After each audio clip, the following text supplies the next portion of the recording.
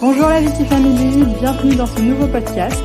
Je suis Mégane de My Viti Box et je suis ravie de vous retrouver pour un nouvel épisode qui se veut passionnant et intéressant. Dans ce format podcast, on s'intéresse à l'actualité et aux différentes problématiques dans la filière vitivinicole en invitant sur notre enregistrement des professionnels du secteur. Aujourd'hui, nous allons parler d'un débat qui anime les amateurs de vin, le bouchon de liège versus la capsule à vis. Une controverse qui, au fil des années, a suscité un vif échange dans le monde du vin, mettant en lumière les enjeux, allant bien au-delà du simple fait de sceller une bouteille. Pour en parler, nous accueillons Guérin Cortez, formateur œnologie, qui va nous partager son point de vue sur le sujet. Bonjour Guérin, merci d'être avec nous aujourd'hui. Comment allez-vous ? Bonjour Mégane, merci, bien. Je vous remercie de votre invitation. En tout cas, c'est un plaisir d'être avec vous présent ce soir. Eh bien, le plaisir est partagé. Alors, est-ce que vous pouvez nous faire une courte présentation déjà ? Oui, Guérin Cortez, du coup, je suis œnologue, je travaille en Alsace dans un domaine viticole. Et quand le temps me le permet, je suis aussi formateur en viticulture œnologie pour des sommeliers, mais aussi pour des particuliers chez eux, directement à la maison. D'accord, très bien, je vous remercie. Alors du coup, le bouchon de liège, d'où vient-il ? Alors le bouchon, si on regarde un petit peu son histoire, c'est la première façon en tout cas de sceller une bouteille et la première méthode qui a été utilisée il y a de là plus de 4000 ans en Rome antique et en Grèce, c'était le liège, issu du chêne liège. On utilisait à l'époque sur des amphores de petites rondelles de liège qu'on mettait sur le dessus des jarres et qu'on venait sceller ensuite avec de la résine. Donc c'était les premiers bouchages de l'époque. Ça fonctionnait moyennement bien, mais voilà, ça fonctionnait, on avait que ça, donc voilà. Et ça s'est un petit peu perdu ensuite dans l'histoire avec l'utilisation de chevilles en bois et aussi de bouchons en céramique. Pas très efficace non plus, il a fallu attendre jusqu'au début du XVIIIe siècle avec une méthode que tout le monde connaît, je pense, aujourd'hui, la champagnisation, pour voir réapparaître le bouchon de liège en Champagne pour sceller les fameuses bouteilles de champagne. D'accord, très bien, je vous remercie. C'est très intéressant justement d'avoir tout le contexte, l'histoire du bouchon de liège.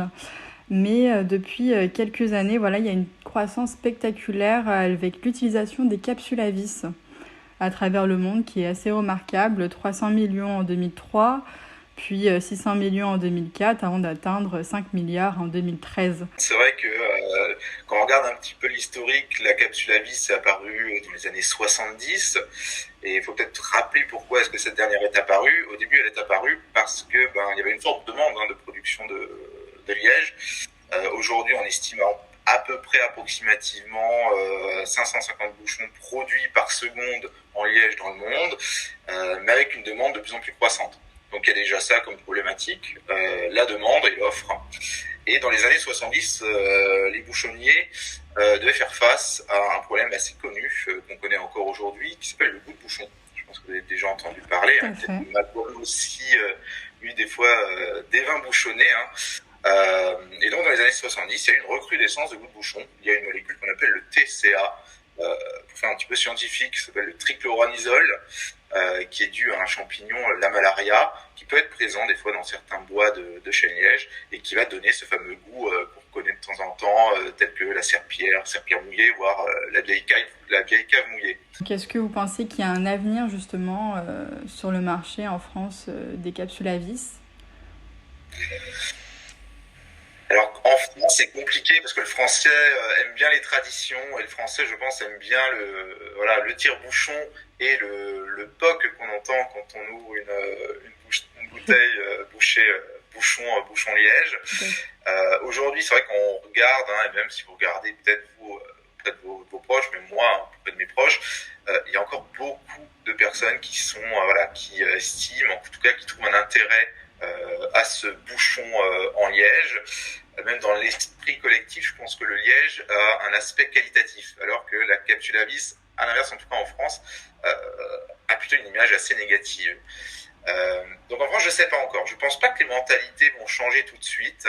Peut-être avec les jeunes générations. Pourquoi pas ? Certains domaines aujourd'hui en France se sont mis à faire de la capsule à vis, et même des grands domaines, des grands châteaux comme Bordelais par exemple, se sont mis à la capsule à vis et cela fonctionne. Mais bon, ça se fera pas à mon avis d'ici demain. En revanche, dans les autres pays, on parlait avant de la Nouvelle-Zélande, 80% des vins bouchés en Nouvelle-Zélande se font en capsule à vis et on a aujourd'hui de très bons vins produits dans ces pays avec ce système de bouchage. Mais pour la France, je pense que c'est encore un peu trop tôt. On regarde un petit peu les pays utilisateurs de capsules à vis. Historiquement, on avait la Suisse qui ont été les premiers à utiliser ce système-là au début des années 70. Très rapidement, effectivement, les pays du Nouveau Monde, où il y avait effectivement cet intérêt-là de l'utilisation de la capsule à vis, principalement la Nouvelle-Zélande ou encore l'Australie, un grand consommateur de ce moyen de bouchage. Les Français ont plus l'habitude d'ouvrir des bouteilles avec un bouchon de liège. Et souvent, on perçoit la capsule à vis comme étant un gage de qualité moyenne, voire médiocre. Est-ce que cela vous paraît justifié ? Non, c'est pas justifié parce que ce qui fait la qualité d'un vin au départ, c'est le raisin. Donc si vous avez un bon terroir, de bons raisins et que vous traitez bien ces deux éléments dès le départ, vous aurez du très bon vin à mettre en bouteille. Comme dit avant, il y a quelques années, la capsule à vis resserrait beaucoup les vins. Aujourd'hui, la technologie fait qu'on arrive à avoir des capsules à vis avec une petite infime quantité d'oxygène qui passe à l'intérieur et qui permet aussi donc au vin d'évoluer, à sa structure, à ses qualités organoleptiques et même son aromatique. Donc finalement sur le vin, on va avoir un grand intérêt, enfin en tout cas un intérêt à l'utilisation de cette capsule à vis. D'accord. Eh ben, je pense que c'est une question qui en intéressera plus d'un, justement, dans le choix de leurs prochains achats. Et est-ce que vous avez la connaissance du point de vue du consommateur étranger vis-à-vis du bouchon de liège et de la capsule à vis ? Est-ce que lui, le consommateur étranger, fait la différence entre les deux ? Non, de ce que j'ai entendu, non. Ils sont pas... Ils vont préférer de façon pratique la capsule, parce que la capsule, vous êtes sur la plage, vous l'ouvrez très facilement, vous refermez aussi votre bouteille très facilement. Donc d'un point de vue pratique, ils préfèrent effectivement ça, mais boire du liège ne les dérange absolument pas. Au contraire, je pense même, ils ont quand même l'attachement, comme je pense peut-être le français, de se dire ah tiens c'est français, c'est bouché liège, en tout cas c'est européen et donc c'est bon. Mais ils sont pas comme nous à se dire attention c'est un autre système de bouchage. Alors justement, d'après vous, quels sont les avantages et les inconvénients des bouchons à vis comparés à ceux des bouchons de liège ? On va d'abord peut-être se replacer d'un point de vue historique et de départ. L'avantage premier au départ de la capsule à vis, c'est vraiment d'éviter ce fameux goût de bouchon, et même de l'éviter tout court, parce que la capsule à vis ne peut pas transférer le goût de bouchon. Premier avantage au départ. Le deuxième, c'est d'avoir aussi des vins. Alors ça peut être un avantage et un inconvénient, on va voir, mais si on souhaite avoir un vin constant dans la durée que l'on garde, vaut mieux utiliser une capsule à vis. Parce que historique, au départ, la capsule à vis était quasiment hermétique à 100%. Et vous savez peut-être que le vin évolue en cave, quand on le garde en cave dans de bonnes conditions, avec une bonne hygrométrie, bonne température, dans l'obscurité. Et le vin va évoluer grâce à quoi ? Finalement à l'oxygène.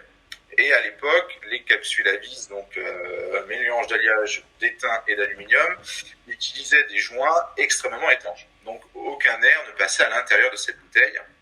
Et donc on avait des vins constants. Donc pour les vins sur le fruit, très intéressant. En revanche, pour les vins de garde à consommer un petit peu plus tard, on comprend très rapidement que là, il n'y avait aucun intérêt. Donc à l'époque, je vous aurais conseillé, pour des vins de garde, d'utiliser uniquement du liège, parce que le liège est poreux et permet de laisser passer justement une certaine quantité d'oxygène dans la bouteille. Ces dernières années, ces 15-20 dernières années, il y a eu pas mal de recherches justement sur l'étanchéité de ces bouchons et sur le système de fermeture de joints de ces bouchons-là. Alors après, je suis pas assez technicien pour décrire exactement le processus qui est présent dans ces systèmes de joints, mais il existe différentes rigidités de joints qui laissent passer plus ou moins d'oxygène. Et donc aujourd'hui, on pourrait potentiellement en tout cas avoir des vins de garde avec des bouchons, des capsules à vis. Et un autre inconvénient qu'il pourrait y avoir aussi dans le liège, on n'en a pas parlé avant, c'est des fois on peut avoir des verres de liège bouchons et qui vont former des galeries. Et le problème, si on forme des galeries, on va avoir ce qu'on appelle des bouteilles couleuses. Et la bouteille couleuse, on va perdre du volume dans la bouteille. Ça se voit automatiquement, le bouchon fuit finalement. Et on va avoir aussi une quantité d'air qui va rentrer dans la bouteille et qui va venir en fait oxyder votre vin.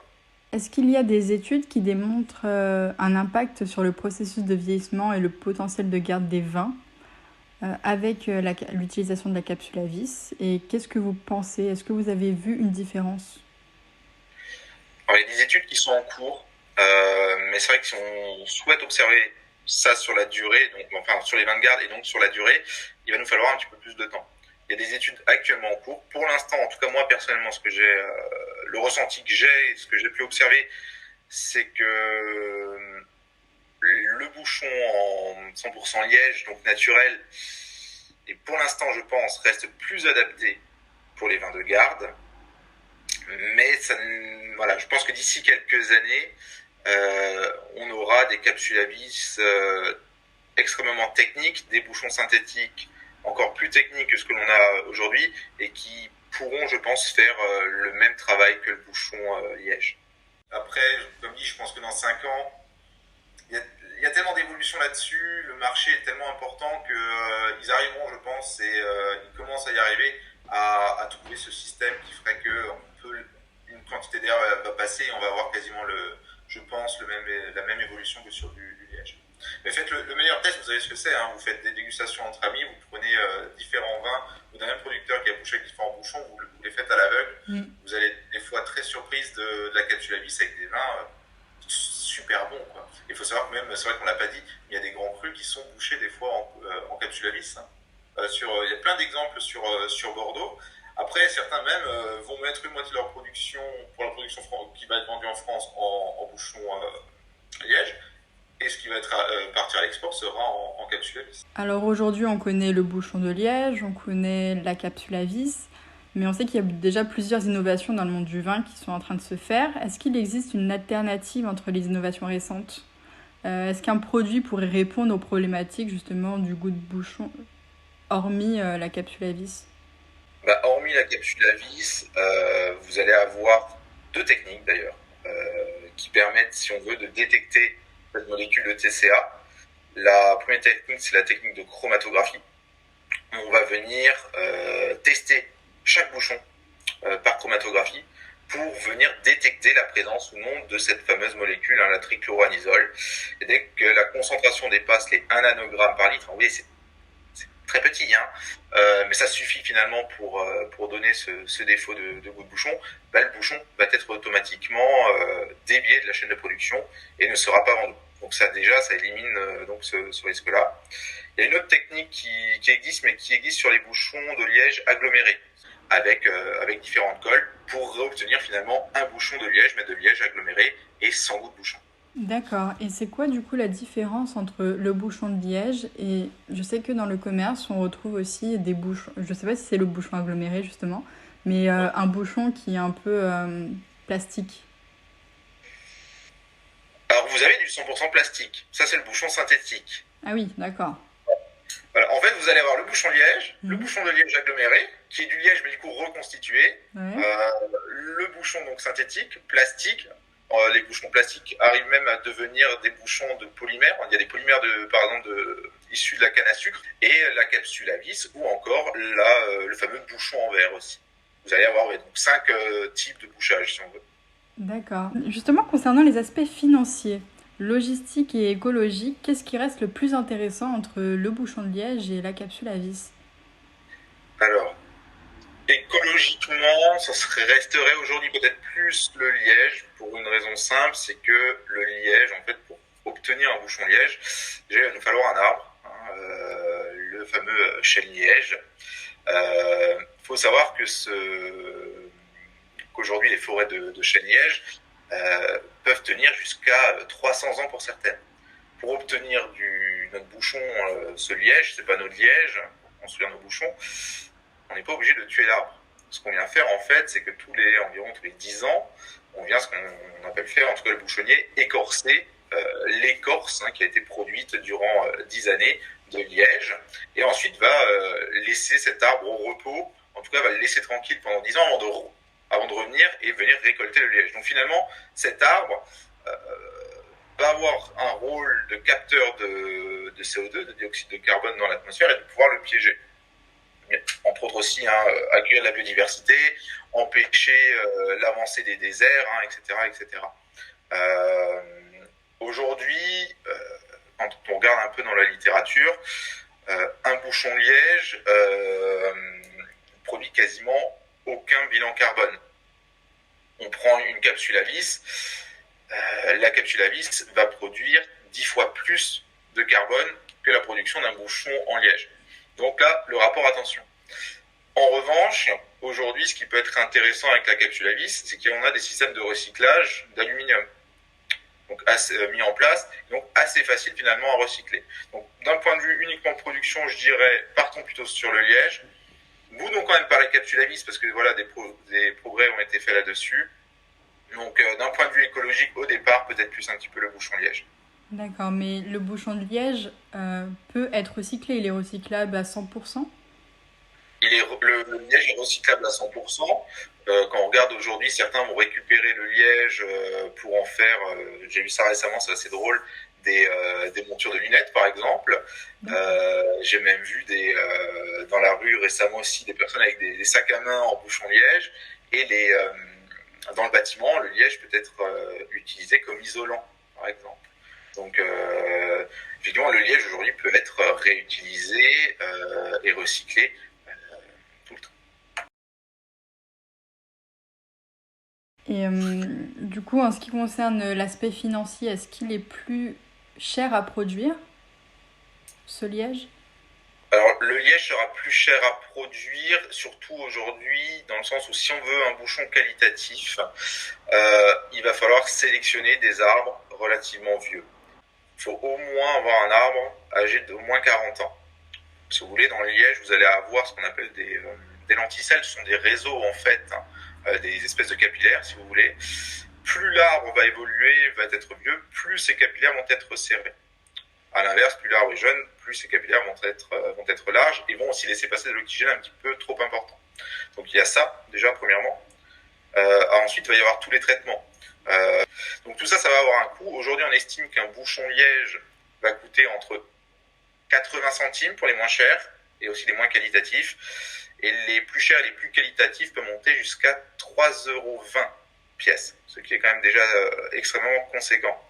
Quand on compare par rapport à la capsule à vis en moyenne va coûter environ 20 centimes pièce. Mais attention, il va quand même falloir prendre quelque chose en considération. C'est le système ensuite de bouchage que vous devez adapter sur votre machine de mise en bouteille. Tout le monde n'est pas aujourd'hui équipé.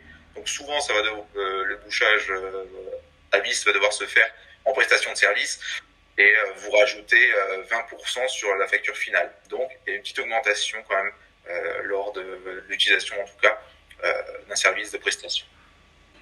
Et du coup, vous, votre avis, est-ce que vous êtes plus bouchon de liège ou capsule à vis? Moi-même, je ne sais pas. Je vous avoue que c'est compliqué. C'est vrai que j'aime bien le liège parce que le liège est beau. Et c'est vrai que au toucher, c'est très intéressant. Et j'aime bien ouvrir différentes bouteilles, enfin une même bouteille ouverte avec en bouchon liège parce que j'aurai jamais le même goût. Tous les bouchons liège vont se comporter de façon différente. Donc ça me plaît. Après, techniquement, aujourd'hui, les bouchons agglomérés sont très intéressants. J'en utilise. Je bois des vins bouchés avec des bouchons synthétiques, semi-synthétiques et même capsule à vis. Et je bois de très bonnes choses en capsule à vis, en bouchon liège et en bouchon semi-synthétique. J'ai pas encore réussi à répondre à cette question et je pense pas que j'y arriverai, honnêtement. C'est très très compliqué. Mais peut-être plus par tradition, je dirais le liège. Il faut choisir une méthode. Après, techniquement, je les aime toutes, en fait. Oui, c'est plus une question de préférence, au final. Est-ce qu'on est attaché aux traditions ou bien est-ce qu'on se modernise un peu plus? C'est ça. Voilà. Comme dit, techniquement, pour moi, tous les bouchons aujourd'hui se valent quand on regarde. Et c'est vrai que peut-être, pour rester dans la tradition et peut-être plus sur le côté émotion, je suis encore peut-être attaché au liège. Et moi, je protège chez moi auprès d'amis, même des professionnels, que ce soit des sommeliers ou des œnologues, j'en connais qui disent ah non, moi c'est le liège, le liège. Mais quand je discute avec des œnologues en leur disant oui, mais est-ce que d'un point de vue qualitatif sur le vin, est-ce que tu as trouvé une différence? Ah ben non, des fois les bouchons synthétiques fonctionnent tout aussi bien. Voilà. Mais là, c'est juste de l'affectif finalement. Ouais, c'est plus de l'émotion, ouais, c'est vrai. C'est plus de l'émotion.